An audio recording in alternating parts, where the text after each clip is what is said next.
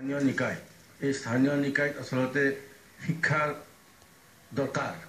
কাৰণ কিয় আমি যোৱা পঞ্চায়ত নিৰ্বাচনত দেখিছোঁ বহুত অশিক্ষিত তিৰোতাই সভানেত্ৰী হৈছে বা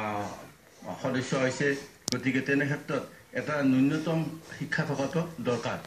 মই যদি এজন ছ'চিয়েল ৱৰ্কাৰ হওঁ কিবা কাৰণত মোৰ দেউতা দুখীয়া অৱস্থা আছিল মই আৰু এইটোত দেউনাৰ পৰা বা মেট্ৰিকত দেউনাৰ পৰা মই যাব নোৱাৰিলোঁ কিন্তু এজন ভাল আন্তৰিক ছ'চিয়েল ৱৰ্কাৰ হিচাপে মোৰ এটা স্বীকৃতি আছে তেনেকুৱা ক্ষেত্ৰত মানে নাই কিন্তু এনেকুৱা যদি আপোনাৰ